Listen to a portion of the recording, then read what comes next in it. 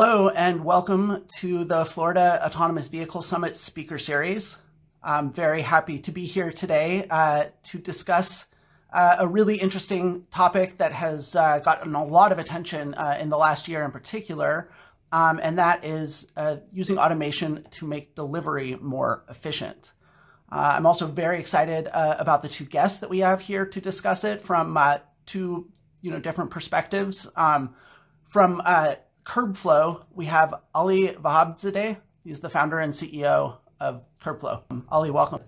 Hi, thanks for having me. Excited to be here. And from Walmart, we have Vice President of Customer Product, Jason Shaffer. Jason, welcome. Hey, thank you.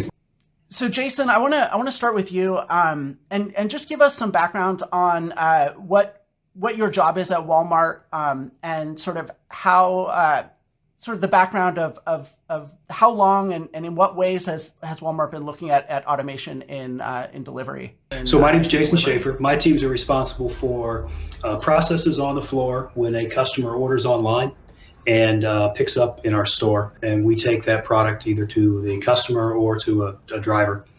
So we look after the processes in which we take stuff off the shelf, the systems that are involved, and as part of that, we also look at automating a lot of these processes. And in that automation piece is also autonomous vehicle development.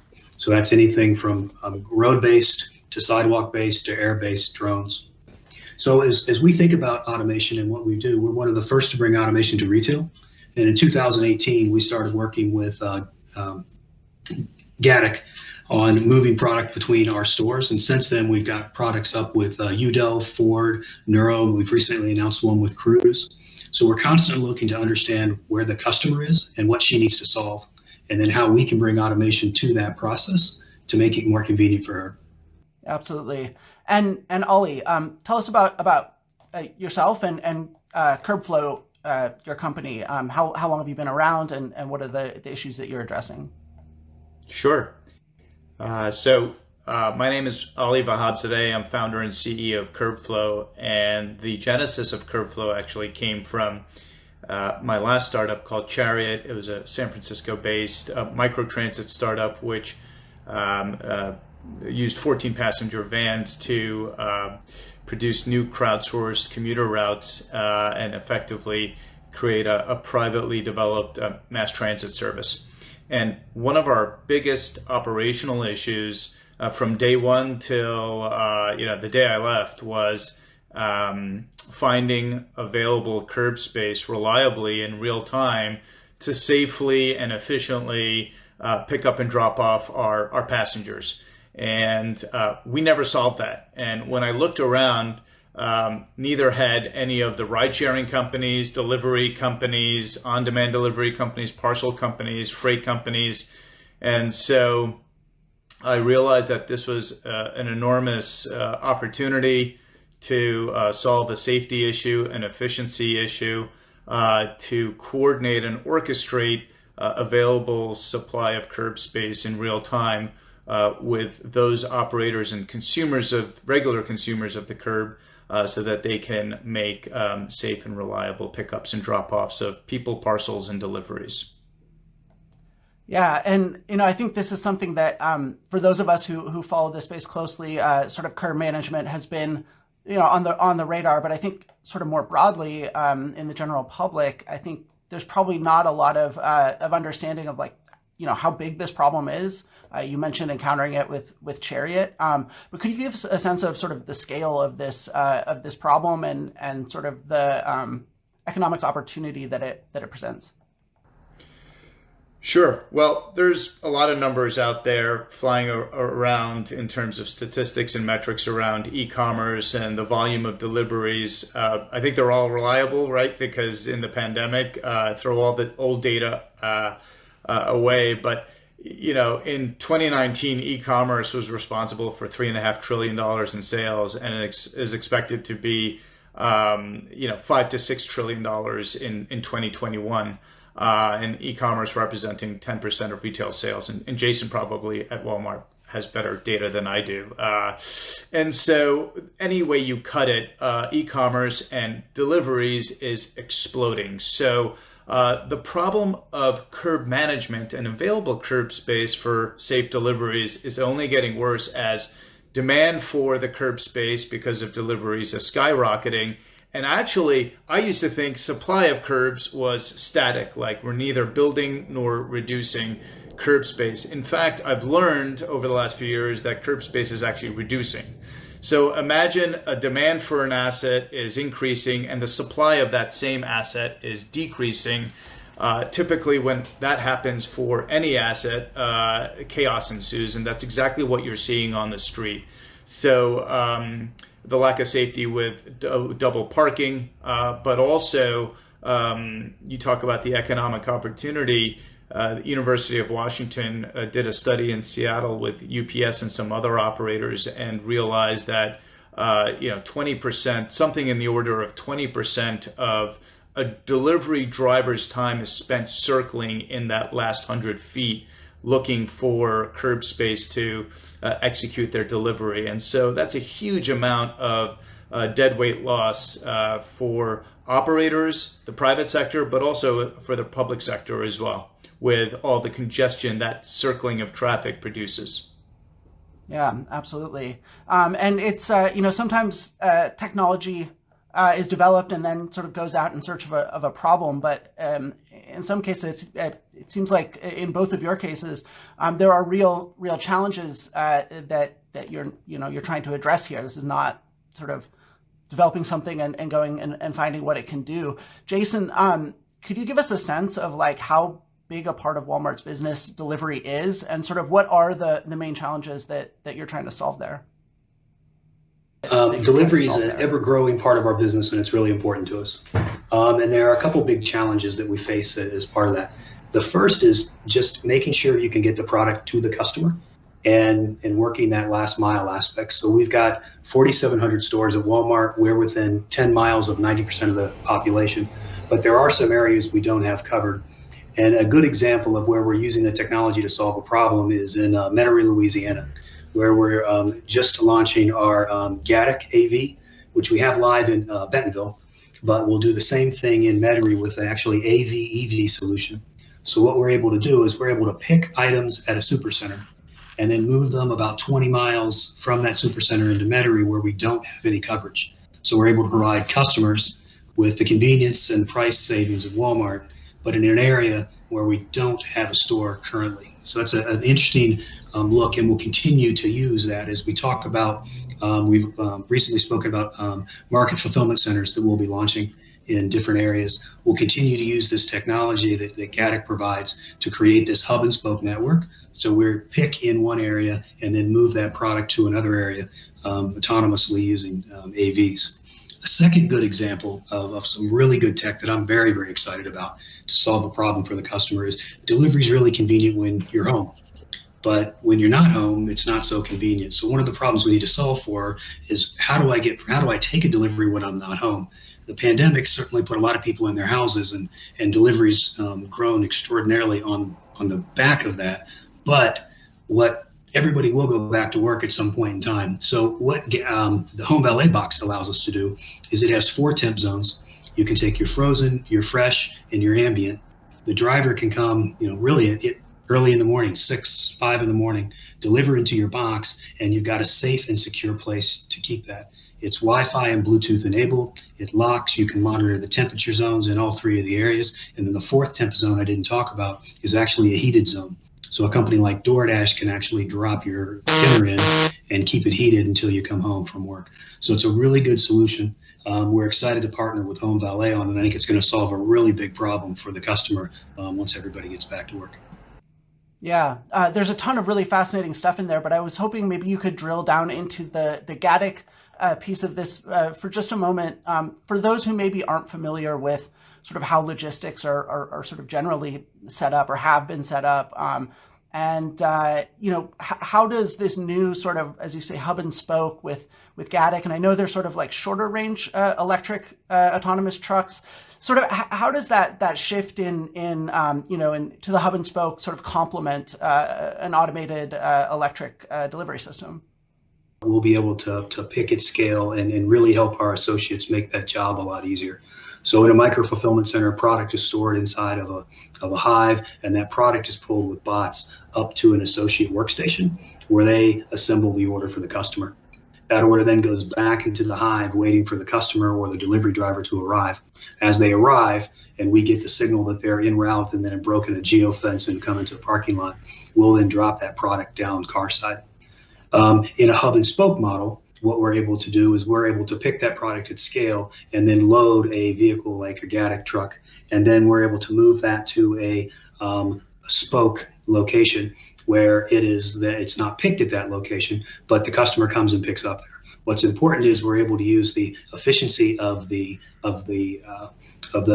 market fulfillment center and take a lot of burden off of the associates who are picking in the aisles, and then we're able to move that over to an area where the customer is to make sure, and the AV is used to get that where the near customer demand. Yeah. It's just a fascinating example of how sort of the development of new technology sort of changes the equation around, even sort of infrastructure. In this case, obviously the logistics infrastructure for Walmart, but Ollie, in terms of, cities, they've seen a lot of change from new technology. In some cases, just sort of sweeping in pretty rapidly, and in some cases, it's been quite a challenge, I think, for some cities. Obviously, a huge opportunity for others. So where are cities sort of with this issue of curb management? Is this something that they're generally fairly proactive on? Is it something they're lagging on? And sort of what is it about the sort of technological moment that we're in that makes it sort of either important now or increasingly important going forward? Yeah, so curb management has been a buzzword on the tip of the tongue of municipal transportation folks for several years now. I would say since 2016. But it seems like every year there's a new thing that sort of jumps the queue and produces a new set of challenges for these folks, like scooters in 2017 and 2018 when we got off the ground at CurbFlow. So they had to divert their attention on what do we do with scooters, and then in 2020 the pandemic response and things like that. So very little progress has been made, and they're falling further behind, unfortunately, as new and different operators and consumers of the curb emerge in the marketplace. So, for example, you had ride sharing, Uber and Lyft 10 years ago, and then on-demand delivery, Uber Eats, DoorDash, Grubhub, Caviar, these guys. Then you had scooters, like I mentioned, and now, as Jason mentioned, now you have AVs and robo-taxis hitting the streets in 2021, testing, and will become operational in the next few years. So there's, with all of these new operators, unfortunately, cities are going to be playing a catch-up game, because innovation doesn't wait for better or for worse for cities to approve, and as we've learned.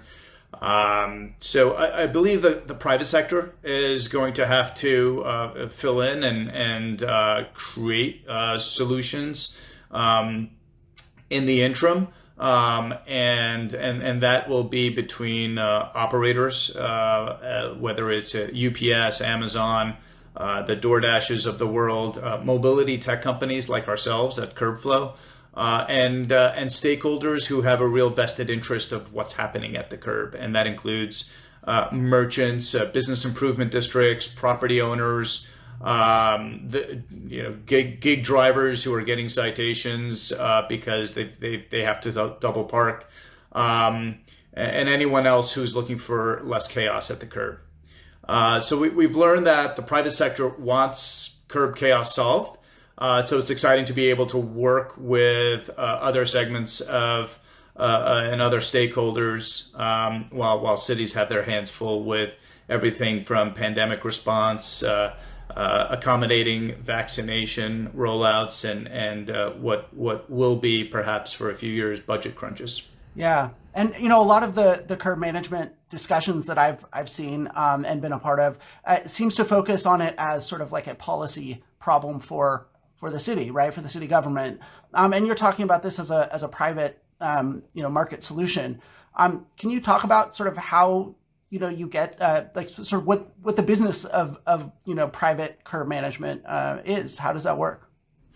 So at CurbFlow, we started out in 2018, and we ran a couple of really successful pilots with forward-thinking municipal leaders like a district DOT in Washington, D.C., led until recently by Jeff Meridian. And Columbus, we had our second pilot in 2019 with Robert Farron at Columbus Department of Public Works. Or DPS, excuse me. And those worked really, really well, where we were able to, the cities provided us, we showed the cities where delivery hotspots were. They allowed us to create digital delivery zones there where operators signed up onto the CurbFlow platform and were able to make real-time reservations as they were approaching one of these curb flows, if you will, and it worked really well. We had thousands of drivers sign up amongst hundreds of operators, including some of the big names like UPS, DoorDash, and local produce and liquor distributors. But what we realized is that in order to get more operators on board and for them to reliably use it and get into new habits, we needed these solutions and these curb flows citywide. In a city of thousands of blocks, just providing 10 locations does not drop bad habits like double parking and create new habits like using reserved space. So we partnered actually with merchants who loved what we were doing because chaos at the curb hurts business for them. Their block gets a bad rap and people don't want to visit a block that has double and triple parking and a lot of congestion. And we are now deploying small computer vision devices. I brought one here. In merchants' front windows, just partnering with them to take an inventory of in real time of what's happening at the curb. So whether space in front of that store is available or occupied, and as delivery drivers approach that merchant, we can guide them in real time where the best available curb is. And so that's we call that virtual curb flows, because we're effectively not touching anything on the street or the curb and virtualizing the physical infrastructure without having to bother anyone at the city and without having to touch a physical thing on the ground. And that way, a mobility tech company like ours at CurbFlow partners with merchants on the ground, small businesses who, especially today, are increasingly reliant on inbound and outbound deliveries, as well as the operators and the drivers who work at operators, whether they're W-2 workers like UPS or gig workers like DoorDash. Three legs of a stool coming together to produce a private market solution to coordinate less chaos at the curb. Yeah. A lot of what Ollie was just talking about there is comes back to just sort of human behavior and habits, he called it, patterns of behavior. Certainly we live in an interesting moment for those sorts of things, because this pandemic, the COVID-19 pandemic, has forced a lot of people to really dramatically change their living habits, which is actually a powerful thing and quite a big opportunity. And sometimes, right, you need technology to chase after the changing habits that are changing for sort of secular reasons. But other times, you introduce new technology, and that in itself can create new behaviors. Jason, I'm wondering first of all, how has COVID-19 sort of affected consumer behavior? But then just talk about how you think about sort of changing consumer behavior. Is it something that technology is going to drive new patterns of behavior for Walmart consumers? Or is it the other way around, is that their behaviors are changing and you're having to use technology to enable them? Yeah, a couple of things to talk about here. The couple numbers I can share with you is one of the things that we did see in Q1 in the peak of COVID. We saw about a 300% growth in the service, which is tremendous. a 4x increase in new customers coming into the business in Q1. And then we were really able to react to that by increasing our capacity by about 40% during that time period. Those are probably some of the big changes we're dealing with as the offer becomes more and more interesting to the customer, is how do we continue to grow capacity for delivery? And as we grow that capacity, then how do we use the technology to satisfy a lot of that demand? So one of the things we're working at right now is, and really excited about, the tests that we'll do with Neuro, Waymo, and Cruise here in the future. Will be the first time we actually have no safety driver in the car. So that's pretty exciting. So we're trying to understand is how the customer is going to interact with that experience. Does the car need to smile? Does the car need to beep? Should it talk? What's that interface, and how's the customer want to interact with it? Those are all things that are on our mind as we work with some behavioral psychologists to really understand how the customer's going to interface with the technology. So I think we're really the other one that's really interesting is from the pandemic perspective and how it's changed things is the delivery box. It was a really interesting concept as we started, but I would say that we've tried to accelerate that quite a bit as customers want this touchless environment. And that's the thing that delivery box starts to offer, that you don't have an interaction with the driver. And then the AV, certainly in that respect, it's where there's no safety driver or no driver at all, then you really do have a touchless environment for the customer. So I think that's really what she's looking for as we grow out into this space. Yeah. And Ollie, you're talking about getting cameras right into your retail partners and how that facilitates the curb management that you do. That's the core of what CurbFlow does. Are there other opportunities that these partnerships sort of unlock? And if so, sort of, what are they and what's the opportunity there? Yeah, very much so. I mean, the last mile has gotten a tremendous amount of billing even before the pandemic, and deservedly so during the pandemic. We want to drill down, we want to double click on it a little bit further, and we really are thinking about the last 100 feet, not just the last mile. Accommodating delivery drivers is one way to do that at the curb space. So that's the last 100 feet. Think about 100 feet like that last 100 to 200 feet, that last the block of where the merchant is. Another thing we realized when putting up these computer vision devices in merchant storefronts is we realized we were picking up all this rich data about, we were counting vehicles and pedestrians walking by all of these merchants' storefronts. And one day we just picked up the phone, called 10 of our partner merchants and said, hey, we've got this data, could you use it? And they said, absolutely, especially the pedestrian data, which they are now using that data for staffing purposes, like and opening and closing hours. Like, hey, we're opening at 11 a.m. every day now, but oh my God, there's all of this foot traffic between 10 and 11 a.m. Maybe we should open up an hour earlier so that we can capture more customers. So they've been super excited about that.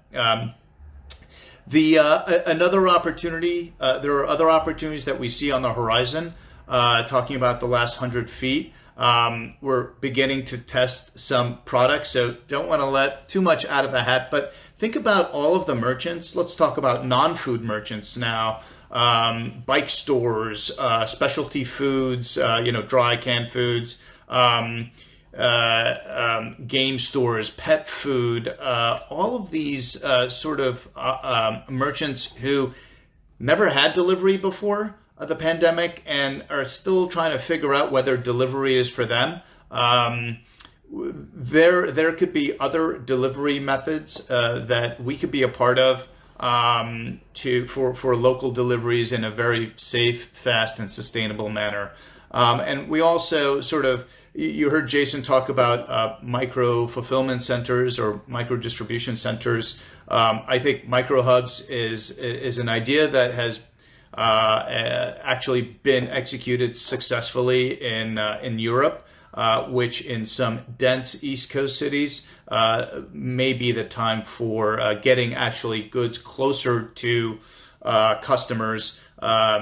You could think about a beer distributor or a liquor distributor coming once a week into the downtown core? What if a micro hub was closer to the entertainment district, and merchants could access a micro hub in a pinch if they are selling out in a certain type of product, instead of having to tell the customer that there's no more product left, or having to wait for the next delivery days from now. So, the last 100 feet is an extraordinary place to explore and test new products and services. So I believe we're just scratching the surface. Yeah, and that last 100 feet, it's a great way to think about it. It's been a sort of a recurring issue among those of us who focus mostly on autonomous vehicles and in the delivery application, right? And there's been this question, and I think sort of famously, Ford and Domino's looked into this of, if you deliver a pizza with an autonomous vehicle, are people willing to come and meet you at the curb for that, as opposed to having a human park their car, get out and deliver to your door? Jason, what has Walmart learned, or what would Walmart like to learn about this challenge that has been a bit discussed, but I think everyone's still learning about? It's been a bit.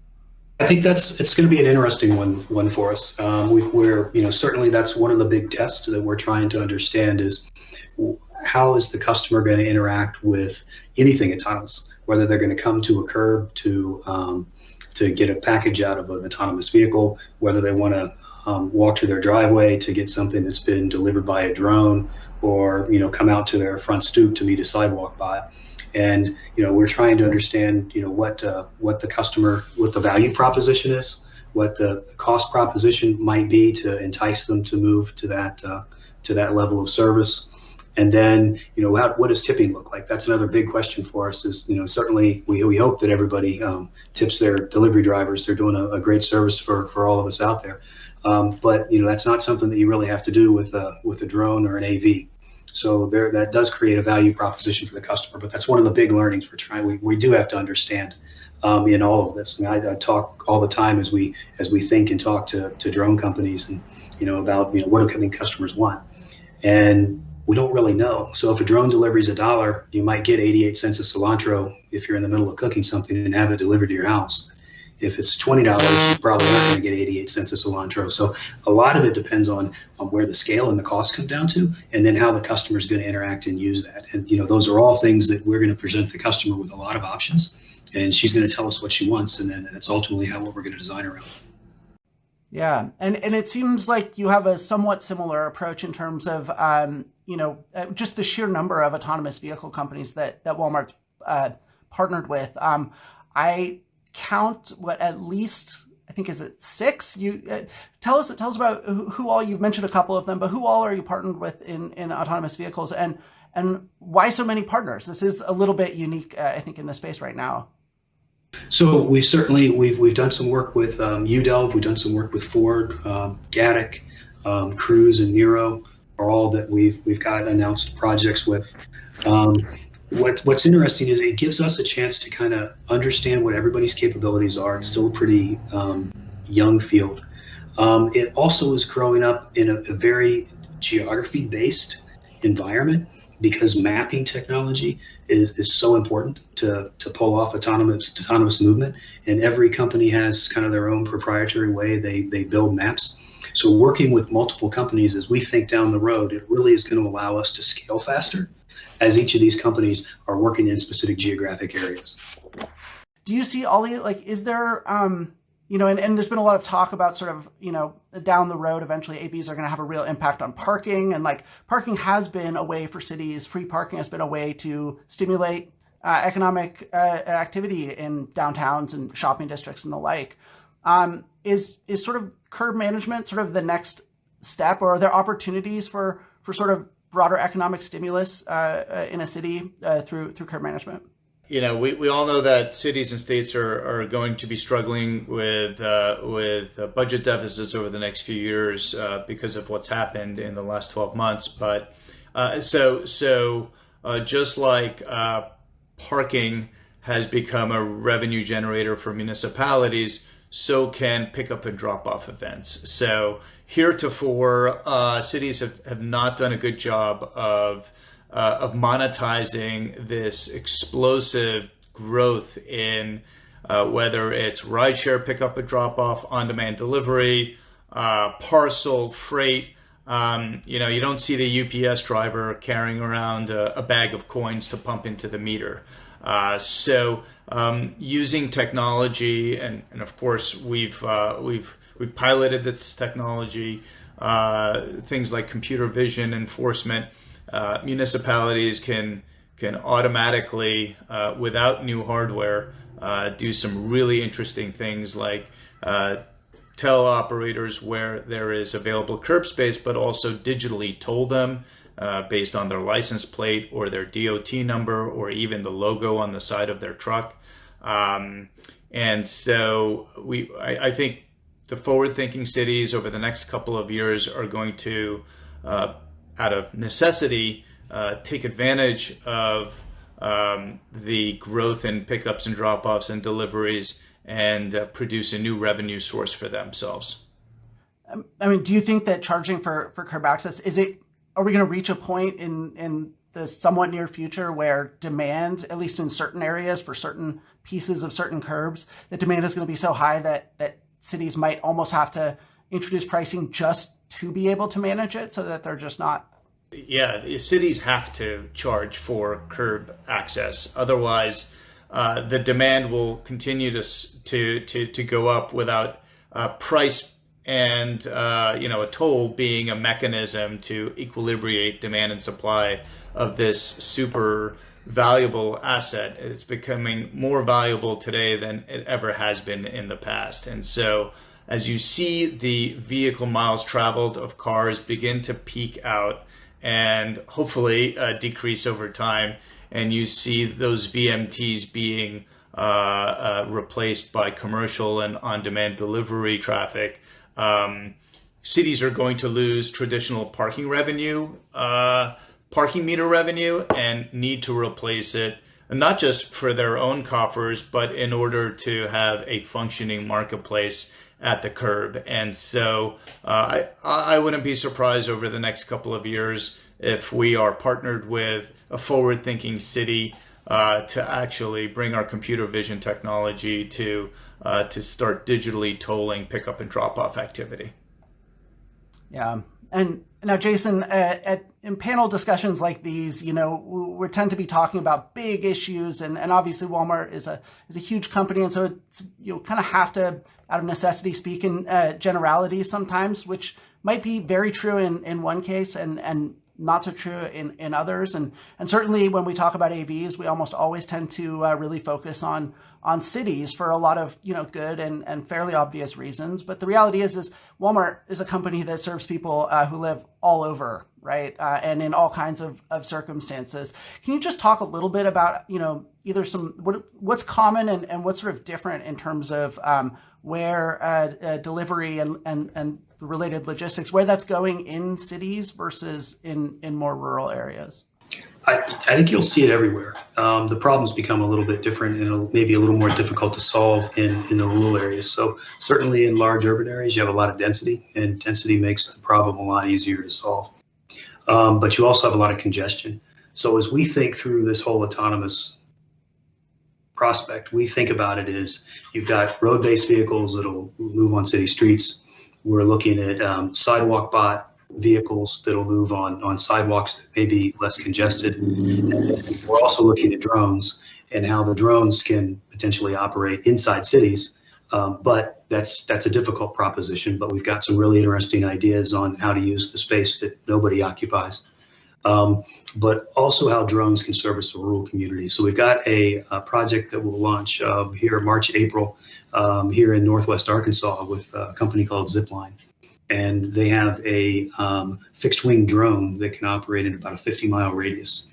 And that's able to carry packages and drop packages within an accuracy rate of about a two-car driveway. So we're really excited about the potential of how a Zipline solution might be able to service a more rural or kind of extreme expert type community where you don't have the density.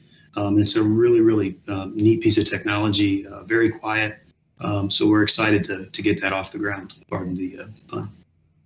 Yeah, and you just mentioned sort of some of the challenges associated with aerial drones. I mean, at Partners for Automated Vehicle Education, we're really focused on ground vehicles, and so I'm just really curious, like, just very briefly and generally, sort of what are some of the challenges? Are they more technological or regulatory around specifically aerial drones, integrating those into your business?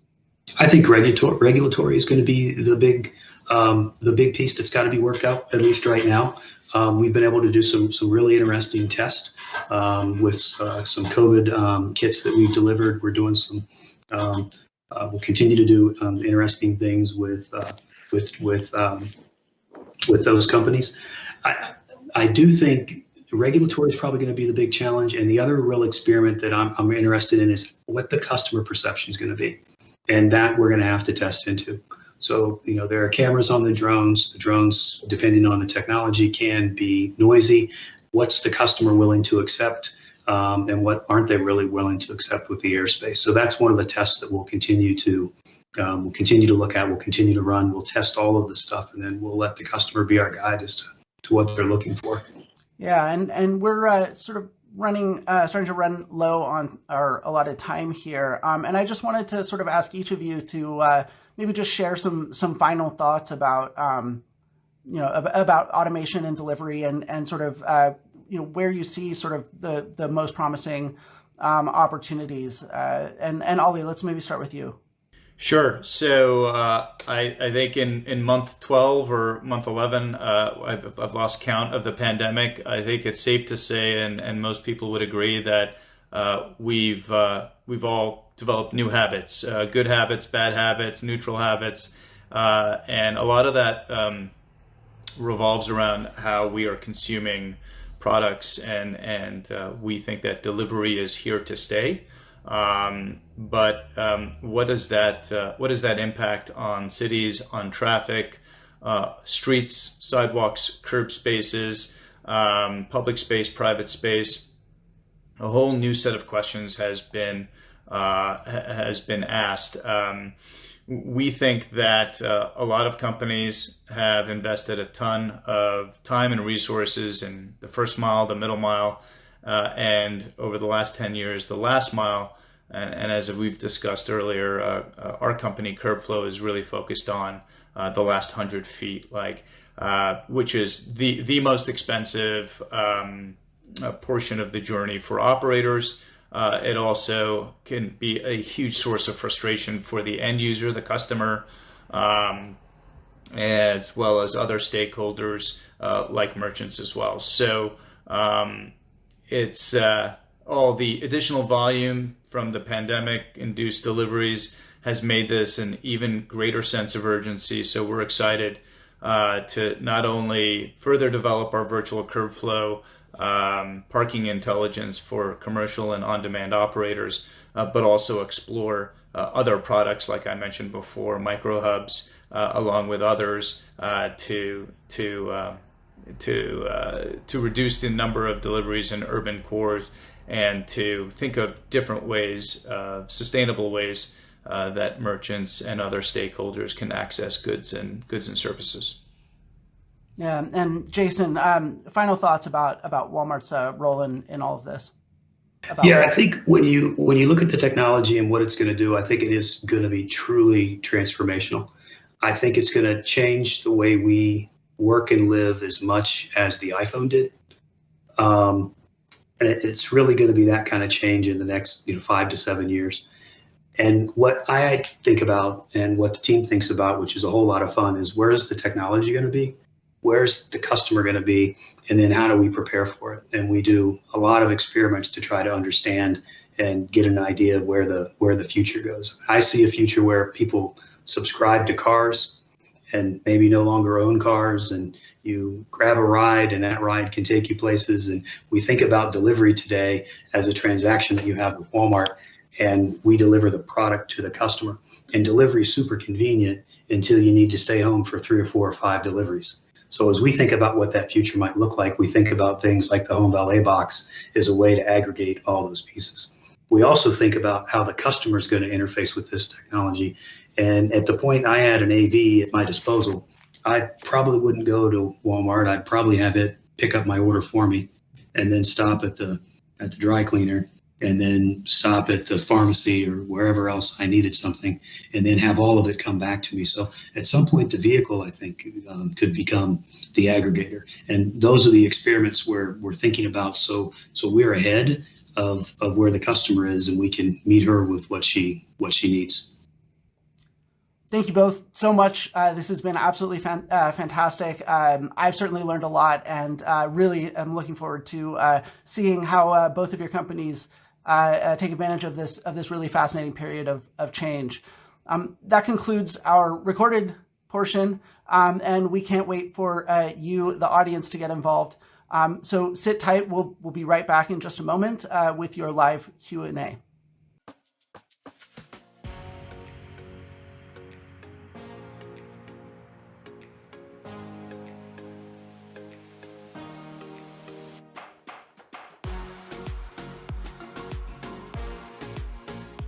At HDR, we've always helped communities adapt to a changing world.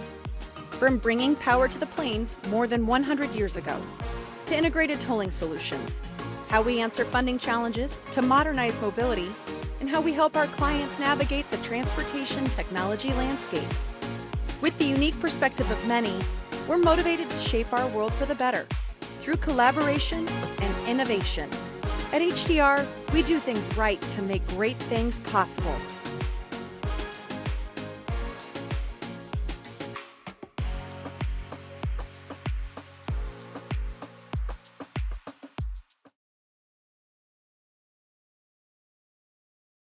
And we're back. I hope you found that conversation as interesting as I did.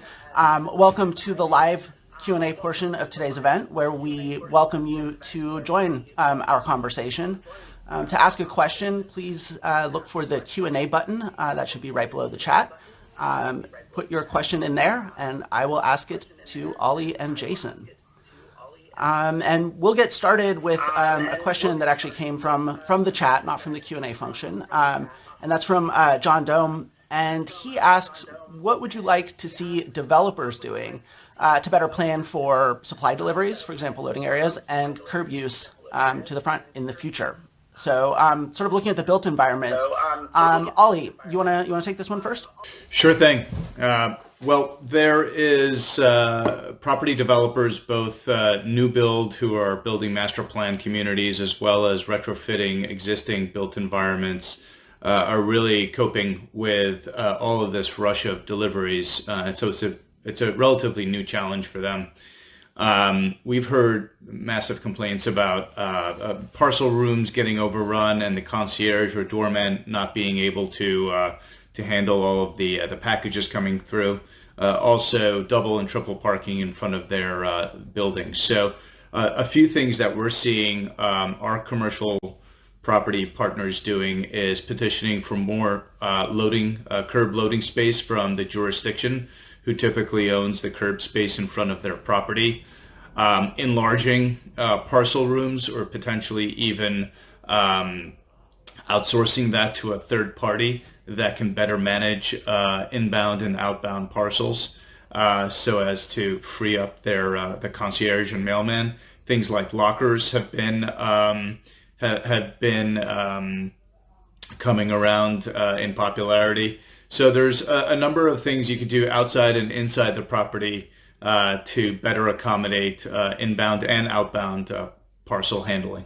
I think what we look for is just continuing innovation. So there are a lot of things we kind of scour the earth looking for innovation. Spend a lot of time each year going over to Europe and looking for different types of innovation in the space of how do you hold, maintain product on a porch, how do you move product from one place to another, constantly looking for new innovation in the space that allows us to kind of service the customer's needs. What is the sort of sustainability sort of factor here? What how does that play into your automation? How does that play into your automation plans? I think we always have it in mind. Our corporate goal is by 2040 to be zero emissions, everything be sustainable. So as we look in the future of automation, everything's kind of aligned to those goals. A couple of things at reference would be we're right now piloting EVs for delivery. So as delivery becomes more and more prevalent, we want to make sure that we're doing that in a sustainable way. We also look at bags and the amount of bags that we produce and how we can eliminate the bags over time.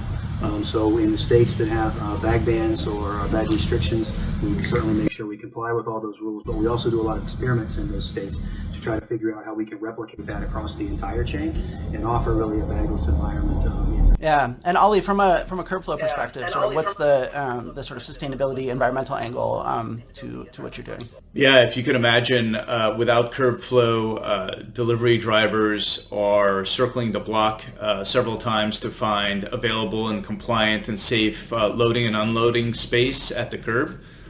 In absence of a loading zone, for example, at most of these destinations, and all of that circling is producing a carbon footprint, unnecessary carbon footprint in urban cores especially. So using CurbFlow's technology, drivers using our intelligence are able to, ahead of time, know where the best available curb is before arriving there, thereby preventing unneeded circling and going directly to an available place for them to compliantly load and unload. University of Washington's Urban Freight Lab did a study in Seattle and mentioned that, cited that 20 to 30% of a delivery trip's time was spent circling in that last 50 to 100 feet looking for parking space. So there's a huge impact that we can make in that very critical last part of the journey. AP asked, delivery during COVID was aberration. What do you see the adoption rate and challenges after COVID? Jason, do you want to start with that? Yeah, take that one. We certainly saw a lot of growth with COVID as folks were wanting to get deliveries at home. I think what we were able to do is folks were home at 2 o'clock in the afternoon. I think after COVID, when folks go back to work, that's going to become the challenge. So one of the big innovations that we're looking at right now is our project with Home Valet, and it allows us to deliver to the customer anytime. So that I think is going to be a really big unlock for quite a few people in the delivery business. We're able to come to the porch any time of day and night, put the product into the case. It sits there inside in a cold chain compliant environment and secure for the customer. So I think that's one of the big unlocks in the future. So certainly we saw a lot of growth, but how do we sustain that as everybody goes back to work? And I think those are some of the big innovations to do things like that. And Ollie, COVID sort of an aberration in terms of the sort of uptick in delivery, or is that something you see as being more sustainable? And sort of how do you see things going from here in terms of adoption? Well, when COVID first hit 11, 12 months ago, we thought that if it was a couple of month thing, it was going to be an aberration. But here we are a year later, and we truly believe that people have formed new habits in doing delivery and even curbside pickup a lot more than just going to the store. So we think that there is going to be a seminal shift here, and people are not, and people have developed new habits. From CurbFlow's perspective, the fact that our customers, like DoorDash, for example, are doing really well with deliveries, just hitting numbers that they didn't expect to hit for another 3 to 4 years. On the flip side of that, in the early days, certainly of the pandemic with shelter in place, traffic was down. So the pain point of finding that available curb space was certainly mitigated with less cars on the street. But as we're seeing it come back now, the traffic and unfortunately the same issues that made it difficult for delivery drivers before are coming back now, you now have this huge shift upwards in demand for deliveries and the same amount of curb space, even less curb space now with a lot of these cities making permanent the streeteries and the parklets for outdoor dining. The pain point of finding available curb space for loading and unloading just became a lot more acute. We talked a bit about sort of behavior changes, and we all know, right? Technology affects behavior. Behavior, incentivizes certain technologies. But There's a question here from Sally D that I think is sort of takes a little deeper into that, and that's just how are you trying to figure out the psychology behind changing behavior? We think of technology as being purely technical, but there is a very strong human aspect to that. Jason, do you have thoughts on that? Yeah, we look at, I'd say a couple things, and that's really on our mind. So if we look at what we're doing in the AV space, we're trying to understand how the customer will react with the technology. What does the vehicle need to do, whether it's a sidewalk bot or whether it's a drone or an AV? How does it interact with the customer? What is their expectation? Should it smile? Should it beep? When a sidewalk bot passes on the sidewalk, should it say on your left? Should it tell you it's coming or passing? So there are a lot of things that we're thinking about. We actually engage with some behavioral psychologists to try to understand how people are going to interact with the technology, and then how we better adapt the technology to interact with people, which is probably the most important thing. And Ollie, are you looking at these sorts of behaviors as well? Yeah, it's pretty remarkable. We know that everything has been really turned upside down, both for the delivery driver, but also for the merchant, needless to say. So merchants are trying to figure out, hey, when shelter in place and a lot of these restrictions are lifted, what should our operating hours be? What should my staffing levels be? And so our merchant partners have taken it upon themselves. It's been fantastic for them to actually use some of the data that we're providing them about pedestrian counts and vehicle counts in front of their establishments to figure out answers to those two questions. How much should we come back? When should we come back? What hours should we come back? And it's great to see that our partners are actually using our data in ways that we didn't even design to begin with. So I think all of the data that people and institutions and stakeholders collected before the pandemic, you might as well throw them in the bin because they're useless. And we're excited to be part of a new set of data collection that will be a lot more relevant and useful to folks like merchants going forward. So we have a question here from Annie to Jason. So Jason, how do you select AV providers, and what will it take for one or more to scale across your transportation network? Are there specific metrics or milestones you're looking for the technology to hit? Yeah, it's a good question.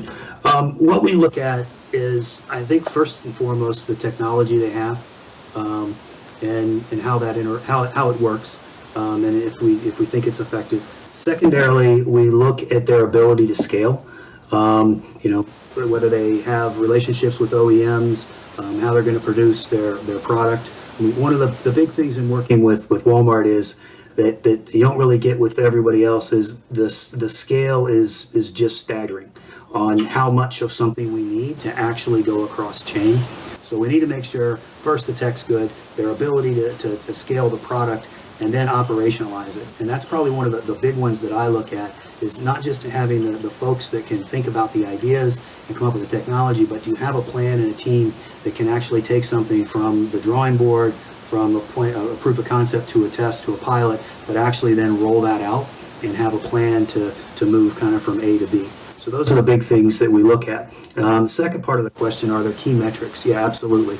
So as we look to scale something, we usually work in 3 phases. So first a proof of concept into a test and into a pilot, and there'll be some interphases in between that. But each one of those phases are gated by a certain level of metrics. There are both customer metrics we look at, and then both operational metrics. And if we continue to meet those predefined metrics as we move forward, then we continue to move a pilot forward. If we can't, then we'll pause, see if we can correct them. If we can't, we'll shut it down, fail fast, and then figure out the next idea. And if we can, then we'll continue to go. I'm kind of just curious, how closely do you follow the AV space? Do you see it as being sort of on the level of being like fundamental to your business, or is it sort of a nice to have when it comes? How closely do you follow it? Yeah, if you think about what CurbFlow has begun to achieve is developing this utility, almost like a water company or electric company at the curb space, that today manual drivers can access that utility to reduce their carbon footprint and find much more reliable curb space in real time, just like you would use Google Maps to find routing the most efficient route from A to B. With AVs, those folks are going to need us as a requisite utility to find available curb space in real time as they're approaching a destination in an urban core. And I'm not really talking about perhaps a suburban setting where there may be a lot of curb space and perhaps driveways and things like that, but certainly in the cities that we live in, imagine, AVs can't really double park unless the operators want to introduce cheat code, which we know that they don't.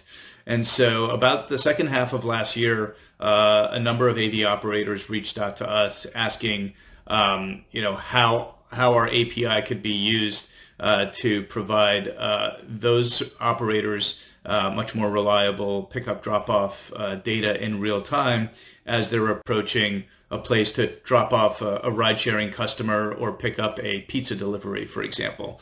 So we think that AVs and our technology are going to fit really hand in glove over the next couple of years as these guys get operational and go from pilot to full-on services. For this perfect question event that we're having here, and that is, it comes from Barry, and the question is, what additional steps should Florida take to maintain a leadership position for the AV opportunities ahead? Ollie, let's start with you, and then we'll go to Jason. Yeah, so, I think with AVs, there's two principal use cases on the commercial side. One is ride sharing, and one is ride sharing and one is delivery. And so I think when we talk to cities and states, a lot of them are thinking, hey, let's just paint a sign at the curb space and say reserved for AVs only, throw on some paint and put up a sign and everything will be okay.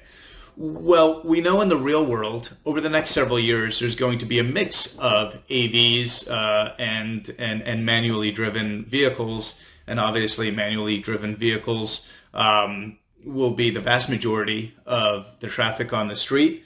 And as drivers, we're imperfect, and we have a tendency to cheat and pull into that spot. And so I think legislators and policymakers at the state and city level really have to think thoroughly about how do we accommodate AVs, assuming that bad actors will, and bad behavior will, and non-compliant behavior will be around for the foreseeable future, and not to take some utopian view. Just putting a space on the curbside is going to fix everything. And so technologies like ours and some other companies can really help policymakers achieve that and produce another level of automated and digital enforcement that doesn't exist today, that I believe is super critical for AVs to flourish in the future. Like Ali said, that there are AVs moving people and packages. And I think it's important to kind of stay ahead of the curve from a municipality standpoint and understand the technology, spend some time understanding what's out there, and then partnering with those who are developing the technology, partnering with those who are using the technology to figure out how to create a set of rules and regulations that allow things to move quickly, set up an environment where we can test, and it's a test-friendly environment. We've done some AV testing in Florida, had a lot of success there and learned a lot. So that's what we're looking for. Some places it's really difficult to permit and get permissions to do things. Other places that are more have a more friendly environment, I think, will stay ahead of the curve.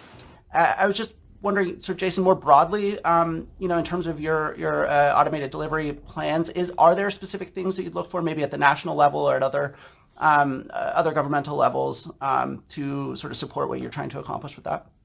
I think it would be just staying in tune with the technology that's out there, and then making sure that it's keeping pace with the tech.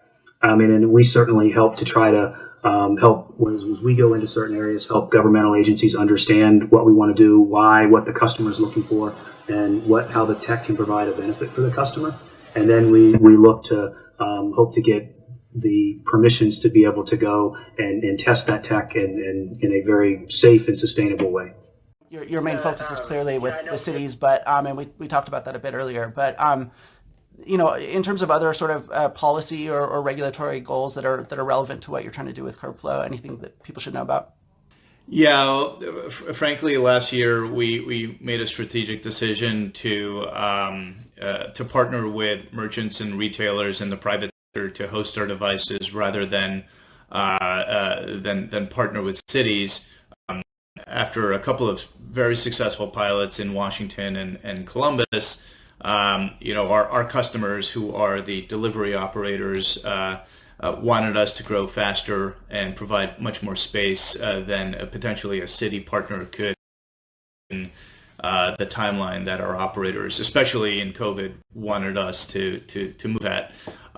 So, like I said, cities and states are going to need an automated utility to access curb space so that they get out of the right of way, they get out of crosswalks, they get out of bike lanes, and actually are compliant. So I think that's a little bit ahead in the future, but it's never too early for cities and states and the federal government regulating all these pieces of the AV industry to learn how to use technology like our company has and to create a much safer environment for autonomous vehicles. Your pilot with Gatik, G-A-T-I-K, for those who are not familiar. It can be a little bit of an unusual name to just pop up in conversation, but Jason, Walmart does have a pilot. Is there anything that you can share that will help people sort of understand what you're trying to do with them?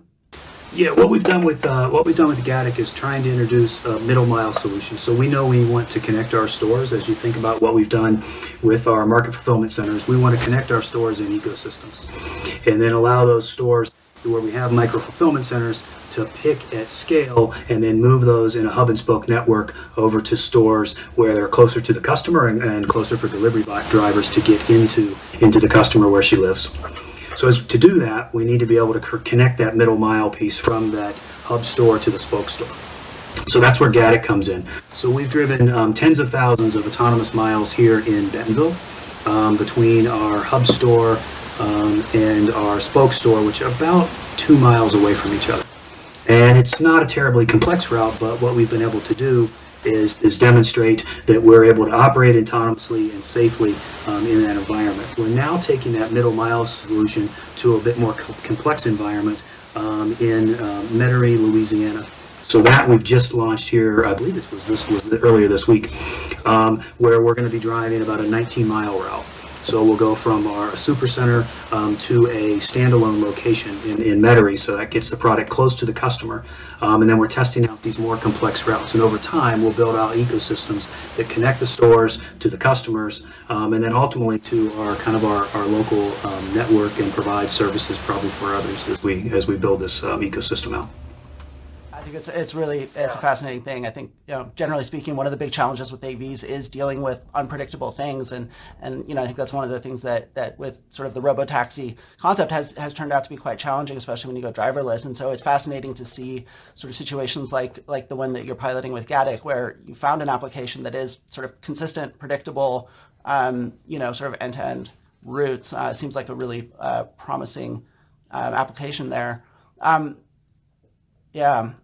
Ollie, we have a question that's about inductive charging and the role it plays in your planning. Obviously, at a delivery drop-off and pickup zone, you're not going to want to have people sort of park there for long periods of time charging, but maybe with inductive charging, you could still facilitate that. Can you just talk about maybe just charging in general, but inductive charging specifically? Is this something that you see in the future for these locations? Well, the product that we are scaling up right now is called virtual CurbFlows versus our product from last year, which was managed CurbFlows. In managed CurbFlows, we had partnered with the cities to manage certain curb space where we could effectively build a digital queue of operators on demand needing that space for a pickup and drop off. Today with virtual curb flows, we're virtualizing that built environment, and so are not managing the space proactively. We're just identifying available curb space for operator drivers to effectively find the best available curb. So we can't in this new model we can't put things on the curb space, but it sounds pretty promising, and hopefully someone will bring that to market, convince the city to bring that to market. I think it would be a heavy lift, but that's not really in our scope right now. One of the big challenges around electrifying fleets is always that charging infrastructure as well. How's Walmart thinking about that? What are the opportunities there with sort of building out charging infrastructure? Yeah, I think as we think about the AV problem over time, and then EVs that will certainly plug into this, is that we will see more and more charging infrastructure built out at our stores as we try to determine how we best facilitate this entire kind of become a platform for everything to operate on, both private and commercial, in providing a place to plug in electrification, a place to dump data, and a place to move vehicles around. Camilla Casanova, who's curious if you've conducted cost-benefit analysis of whether it's feasible to implement AV delivery versus regular delivery in the long run. Yeah, so one of the things that we look at right now is really how the tech works with the customer. And we'll worry about cost-benefit analysis later. To give you kind of an example, I did a project for about 5 years ago, and we were building the first pickup operation we had, and I came back to leadership with a P&L and said, here's where I think it is and what we think we need to do. And they came back and told me, and this is a lesson I tell all of the folks that work on my teams, is that the objective isn't to figure out how to make it profitable. The objective right now is to figure out how to get it done as fast as you can. And we went from a proof of concept in a field of dirt in 32 weeks and build up the Walmart's first pickup location. And I think we continue to work with that lesson. And we'll figure out that piece later. If it makes sense for the customer and it makes sense for us, then it'll all come together. So that's really what we test, is how do we meet her needs, and that's the number one goal as we think about innovating. And we'll figure the rest out as it comes. We have a question sort of about timeline and adoption, and we didn't really talk about that in our earlier conversation. Where do you see that happening? I think the timelines, we're going to move as fast as we can with what makes sense for the customer. So what we try to do is get tests out there quickly and figure out what fails. And that's one of the interesting things about the role that I'm in, is it's okay to fail as long as you fail fast and don't push a bad idea. So I think we always want to move with speed. We'll try to move the tech out as fast as we can in a reasonable amount of time. That truly the biggest thing is safety with the AV piece. So if we find that we're there with safety, it meets the customer's need, then we're going to go as quickly as we can. But there are certainly aspects to it that tech needs to evolve some, and we need to be able to have manufacturing scale to build out vehicles in a lot of this space. So I want to thank the audience for asking some really fantastic questions. I thought that was really great. And I also want to thank, of course, Jason and Ollie both for taking the time to come and speak today. I want to say be sure to follow the Florida Autonomous Vehicle Summit on social media. They're at FAV Summit on all platforms. And be sure to mark your calendar for the next FAV speaker series on Thursday, March 25th. So with that, I'd like to thank everyone once again for joining us today. I hope you've all found this conversation as fascinating and educational as I have. And thank you.